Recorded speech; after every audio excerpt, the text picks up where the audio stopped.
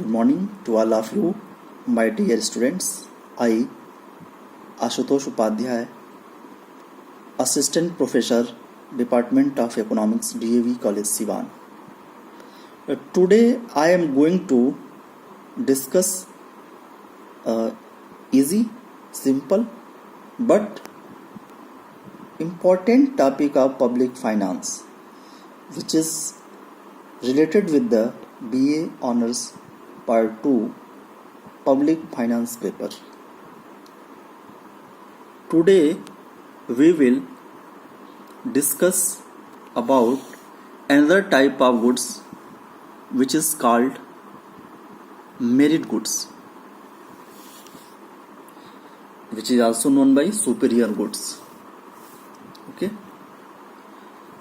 तो सबसे पहले तो ये जाने कि जो मेरिट गुड्स का जो कॉन्सेप्ट था वो सबसे पहले इसको इंट्रोड्यूस किया था रिचर्ड मसग्रेव नाम के अर्थशास्त्री ने 1998 में.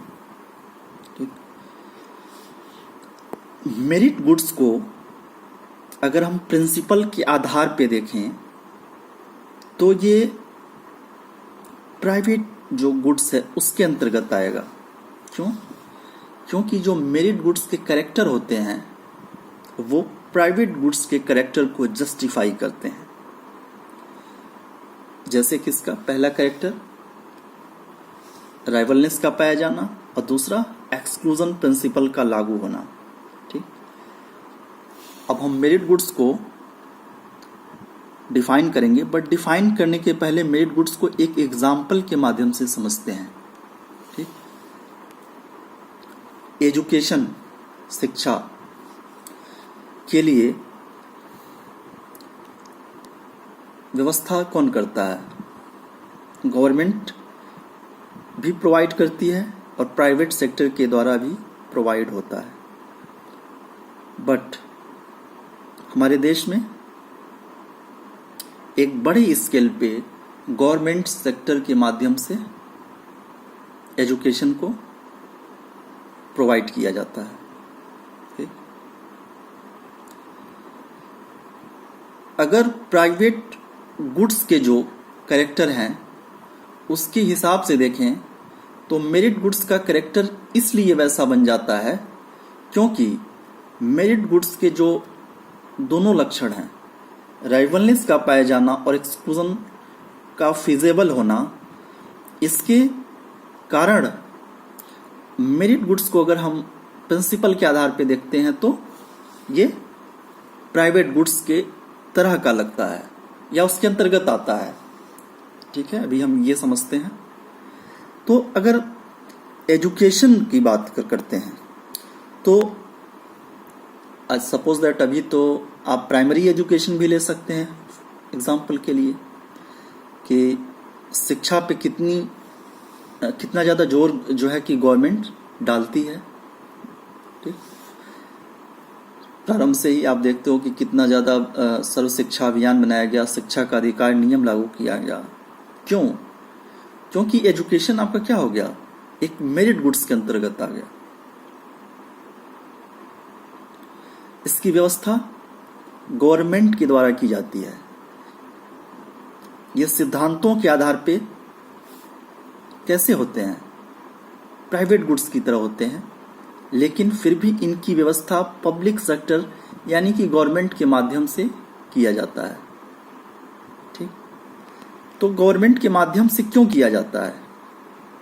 मान लीजिए सपोज दैट आप BA Part 2 इकोनॉमिक्स के स्टूडेंट हैं. ठीक. आप किसी यूनिवर्सिटी या किसी कॉलेज में ही पढ़ते होंगे, तो आप वहाँ पे कितना फी चुकाते हैं? बहुत स्मॉल अमाउंट में चुकाते हैं.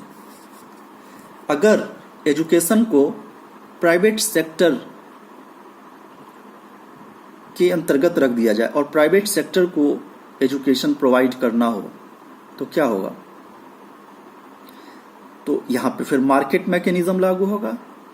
मार्केट मैकेनिज्म लागू होगा तो डिमांड और सप्लाई के माध्यम से एक प्राइस फिक्स होगी और उस प्राइस पे जितनी क्वांटिटी होगी वही आप अचीव कर सकते हो. ठीक. मान लीजिए हमने एजुकेशन को आपने रख लिया इसके अंतर्गत, प्राइवेट गुड्स के अंतर्गत, तो क्या हो गया, तो आप देखते हो कि उसको इस्टेब्लिश करने में कितना कास्ट आता है, बहुत ज़्यादा कास्ट आता है। ठीक, आप पहले एक कैंपस बनाते हो, बिल्डिंग्स बनाते हो, बिल्डिंग्स के बाद से उसमें क्लासेस अरेंज करने के लिए अलग तरह के क्लासेस बनाते हो, और उसके अलावा लेबोरेटरी होती है, कंप्यूटर रूम्स होते हैं, टीचर्स को रखा जाता है, क्लर्क्स को रखा जाता है।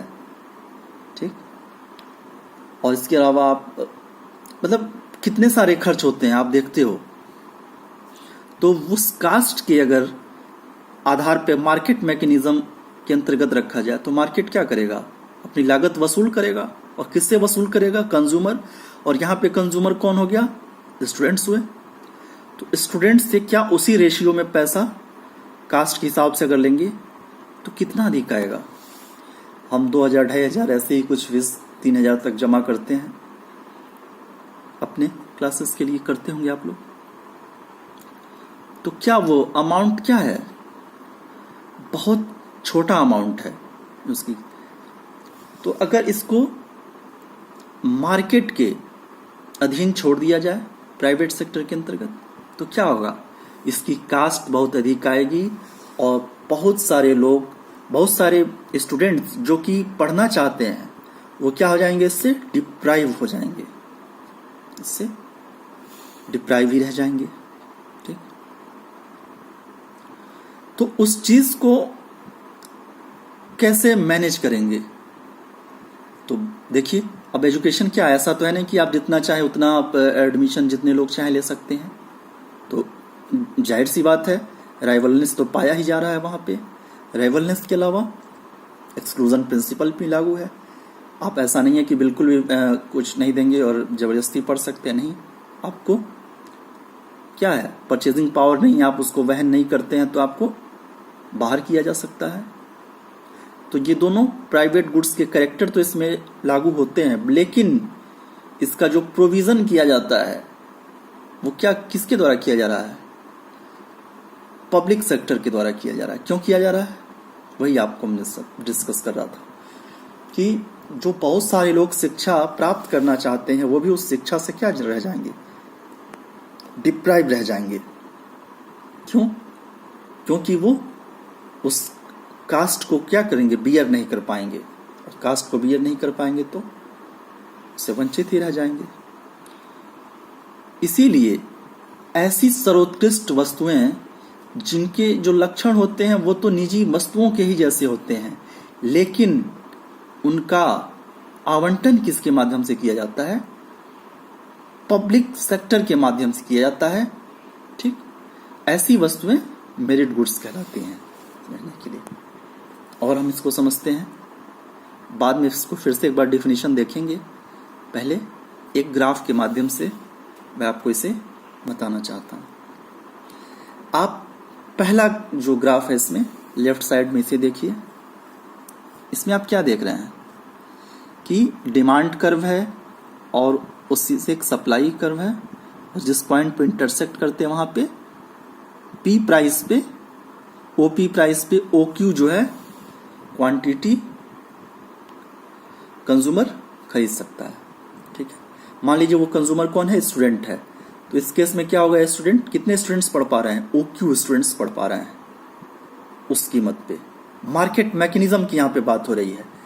ठीक है, अगर मार्केट के द्वारा इसको प्रोवाइड कराया जाता है, बट अगर कीमत कम कर दिया जाए, मैं ये नहीं कहता हूं कि कीमत को आप एकदम घटा के 0 कर देंगे, but suppose that price P से घट के यहाँ पे आप देखो P1 तक अगर हो जाती है प्राइस, तो फिर क्या होता है,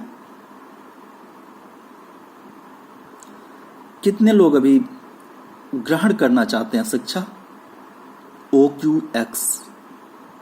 बट चूंकि ये मार्केट के द्वारा प्रोवाइड किया जा रहा है, मार्केट मैकेनिज्म लागू है, जिसके माध्यम से प्राइस मैकेनिज्म जिसे आप जानते ही हैं, अगर इसके माध्यम से इसको किया जाता है तो फिर OQ स्टूडेंट्स ही एजुकेशन अचीव कर पाते हैं।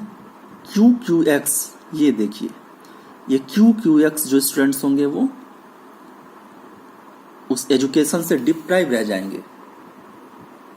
तो यहाँ पे आपको क्या दिखलाई पड़ रहा है, कि अलोकेशन कैसा है, यहाँ पे इनएफिशिएंट है। तो जब भी इसको मार्केट प्रोवाइड करेगी तो अपने हिसाब से करेगी, डिमांड और सप्लाई के माध्यम से करेगी, और डिमांड और सप्लाई के माध्यम से करेगी। तो ऐसी मेरिट गुड्स की जो सबसे प्रमुख विशेषता है वो क्या हो रही है कि अगर इसको प्राइवेट सेक्टर्स के हवाले छोड़ा जाता है तो अलोकेशन कैसा होगा, इनएफिशिएंट होगा। ज़्यादा भी हो सकता है, कम भी हो सकता है, बट इनएफिशिएंट होगा। ठीक, अब देखिए, अगर इसको गवर्नमेंट सब्सिडी दे देती है एजुकेशन के लिए, सब्सिडी आपको डायरेक्ट भी मिल सकता है, डायरेक्ट बेनिफिट ट्रांसफ़र आजकल आप जानते ही हैं, बहुत सारे लोक कल्याणकारी कार्यों के लिए उसका उपयोग किया जा रहा है। बट अगर गवर्नमेंट एजुकेशन में खुद आगे आकर के और इसे अपना खुद वहन करती है, एक इसके बड़े कास्ट को खुद वहन करती है सब्सिडी के माध्यम से, सपोज दैट कि एजुकेशन के लिए गवर्नमेंट सब्सिडी दे रही है, वो डायरेक्ट दे या इनडायरेक्ट दे वो एक अलग मैटर है, उसमें नहीं जाना हमें। तब आप देखिए क्या होता है, जो मार्केट मैकेनिज्म था वो तो पी पे फिक्स था, लेकिन हम चाहते क्या थे कि जो क्यूएक्स जो सेगमेंट था स्टूडेंट्स का, जो किससे डिप्राइव हो रहा था, वो क्यूएक्स को कैसे हम एजुकेशन दिलवा पाएंगे। तो इसके लिए हमें क्या करना पड़ेगा, गवर्नमेंट ने इसके लिए सब्सिडी दिया, इसकी व्यवस्था की अपने माध्यम से, और जब इसने अपने माध्यम से व्यवस्था की तो आप क्या देख रहे हो, इसकी सप्लाई को बढ़ा दिया उसी प्राइस पे जो प्राइस स्टूडेंट्स के लिए डिज़ायरेबल था। और फिर क्या हो रहा है, जो क्यूएक्स थे वो भी एजुकेशन अचीव कर पा रहे हैं। ठीक, तो क्या हुआ यहाँ पे, जब ये प्राइवेट्स या मार्केट मैकेनिज्म के अंतर्गत होता है तो अलोकेशन इसका क्या होता है, इनएफिशिएंट होता है। लेकिन गवर्नमेंट आगे आकर के और इसको खुद जो है कि लीड करते हुए आपको सब्सिडी प्रोवाइड कराती है या जो भी, तो गवर्नमेंट ऐसा क्यों करती है? ऐसा तो है नहीं कि गवर्नमेंट जो है कि बिल्कुल ये उसको कास्ट से मतलब नहीं होता है, ऐसा नहीं है। बट मेरिट गुड इसीलिए ये उत्कृष्ट वस्तुएं कहलाती हैं। शिक्षा क्या है, एक ऐसी चीज है जिसका इफेक्ट केवल इंडिविजुअल लेवल पे नहीं होता है, बल्कि पूरे के पूरे सोसाइटी को, ओवरऑल कंट्री को, और अगर हम और ज्यादा देखें तो वर्ल्ड लेवल पे क्या करता है, प्रभावित करता है। एक व्यक्ति शिक्षित होता है तो वो कितने लोगों को शिक्षित करता है, उसका कितना ज्यादा एडवांटेज मिलता है। तो एजुकेशन आ गया। ऐसे ही आप हेल्थ फैसिलिटी को देख सकते हो, हेल्थ केयर, प्राइवेट अस्पताल होते हैं, आप देखते हो, आप खुद अंतर समझ सकते हो कि जो प्राइवेट हॉस्पिटल्स हैं, ठीक है, और ये गवर्नमेंट के हॉस्पिटल्स भी होते हैं, प्राइवेट हॉस्पिटल्स कितना ज़्यादा कॉस्टली होता है। ये अलग बात है कि अभी अब पब्लिक सेक्टर्स जो है, जो जिस हिसाब से है वो कॉम्पीट नहीं कर पा रहे हैं, लेकिन फिर भी एफर्ट अच्छे हो रहे हैं। ठीक, तो एजुकेशन का मतलब ये नहीं होगा कि सारा एजुकेशन ही आ गया मेरिट गुड्स के अंतर्गत। ऐसा एजुकेशन जो कि गवर्नमेंट के द्वारा प्रोवाइड कराया जा रहा है सब्सिडी के माध्यम से, वो क्या हो गया, मेरिट गुड्स हो गया। हेल्थ केयर फैसिलिटी जो कि गवर्नमेंट के द्वारा प्रोवाइड कराई जा रही है पब्लिक सेक्टर के माध्यम से, वो क्या हो गया, मेरिट गुड्स हो गया। ठीक, ऐसे बहुत सारे एग्जाम्पल है, उसको हम आगे देखेंगे।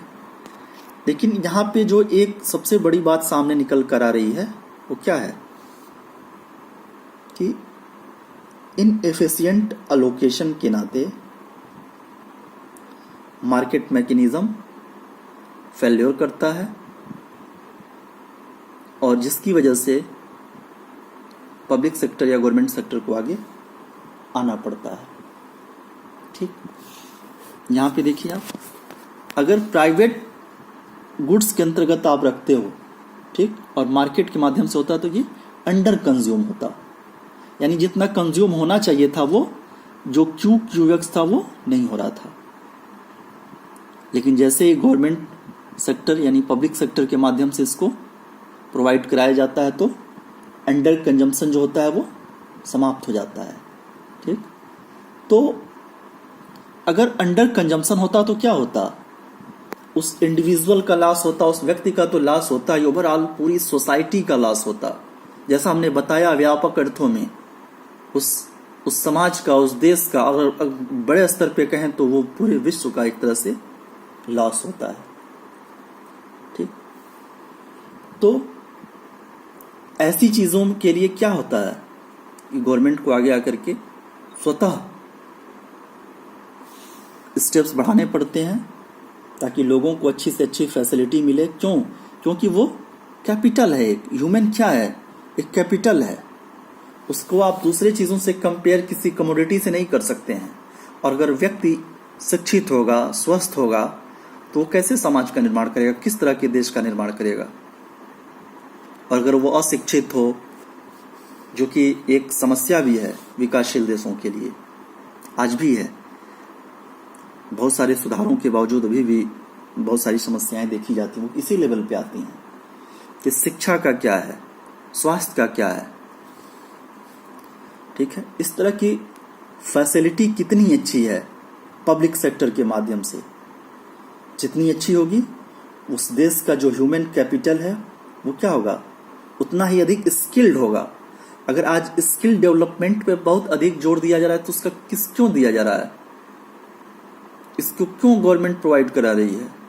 क्योंकि इसमें ह्यूमन कैपिटल का इस्तेमाल होता है और ह्यूमन पूरे देश को अलग अलग रूपों में प्रभावित कर सकता है। शिक्षा के माध्यम से कोई डॉक्टर, कोई इंजीनियर, कोई आईएएस ऑफिसर, कोई प्रोफेसर अलग अलग पदों पे जाएंगे और वो पूरे देश को, पूरे राष्ट्र को फिर क्या करते हैं, एक पॉजिटिव दिशा में आगे बढ़ाते हैं। तो इसलिए ऐसी वस्तुओं के मामले में गवर्नमेंट को इंटरवेन करना ही पड़ता है। ठीक, अच्छा, ये जो आप देख रहे हो कि एक व्यक्ति का लाभ दूसरे, फिर दूसरे से तीसरे, पूरे फिर समाज, देश तक क्यों पहुंच रहा है?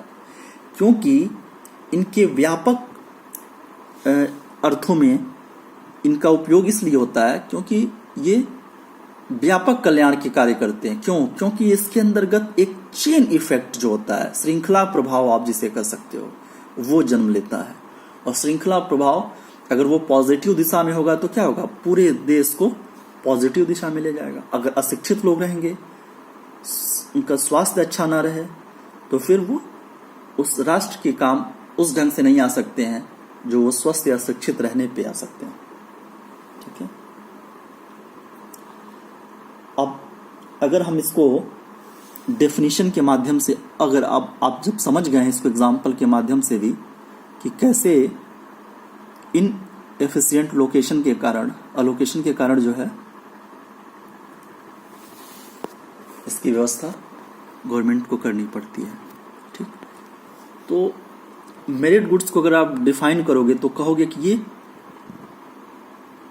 फ्री मार्केट इकोनॉमी के अंतर्गत क्या होते हैं, अंडर कंज्यूम होते हैं। ठीक, अंडर प्रोड्यूस भी जिसे कह सकते हो। ठीक है, क्यों? क्योंकि मेरिट गुड्स के अंतर्गत क्या होता है, जो एक्सटर्नलिटीज पाई जाती है, बाह्यता, वो कैसी होती है, वो पॉजिटिव एक्सटर्नलिटी होती है। इसीलिए गवर्नमेंट आगे आकर के व्यवस्था करती है क्योंकि इसके अंतर्गत एक पॉजिटिव एक्सटर्नलिटीज का गुण होता है। ठीक, इसके माध्यम से सेकेंड, थर्ड, बहुत सारे जो सर्विसेज, जैसे जैसे आप उसको चेन इफेक्ट के माध्यम से समझेंगे तो वो पॉजिटिव दिशा में प्रभावित करता जाता है।